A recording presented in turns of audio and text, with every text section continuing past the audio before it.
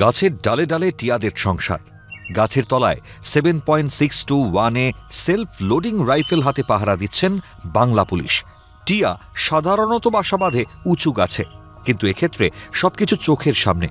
টিয়ার romance কিংবা সংসার পাতা হাতের নাগালে। ধূপগুড়ি থানা চত্বরে রয়েছে কম করে 20টি গাছ।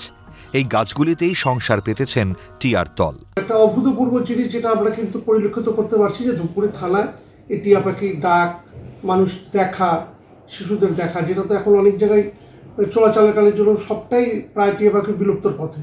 সেখানে এই জিনিসটা কিন্তু থ্যাঙ্কস ধূপগুড়ি থানাকে যে এই উদ্যোগটা নিয়ে অন্তত তাদের পশু পাখির যে বিচরণ ক্ষেত্রটাকে এখনো ধরে রেখেছে।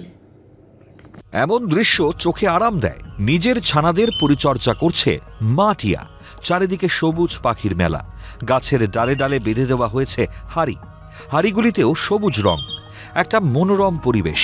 ধূপগুড়ি পুলিশ থানার কৃতিত্ব দিচ্ছেন এলাকার মানুষ থেকে পরিবেশ প্রেমীরা। আমরা পরিবেশ প্রেমী হিসাবে এই জিনিসটাকে আমরা একেবারে সাধুবাদ জানাই যে পাখি সংরক্ষণ করার জন্য এই যে গাছের মধ্যে বিভিন্ন কলসি বেঁধে জল খাওয়ার ব্যবস্থা, পাখিকে সংরক্ষণ করার ব্যবস্থা, সেখানে কিন্তু অনেক টিয়া পাখি এখন বাচ্চা দিচ্ছেন, ডিম দিচ্ছেন এবং তারা সংরক্ষণে আছেন, তাদের কোনো ডিস্টার্বেন্স হচ্ছে না। আমরা চাই যে এই রকম আদরের সাথে বন্য পশুদেরকে বা বিভিন্ন পশুদেরকে বড় করার যে উদ্যোগ আমাদের ধূপগুড়ি থানা নিয়েছে সেটা সাধুবাদ, এবং আগামী দিনে আমাদের ধূপগুড়ি থানাকে দেখে অন্যান্য থানাগুলো এই উদ্যোগ নেয়, তাহলে হয়তো প্রাকৃতিক ভারসাম্য বজায় থাকবে।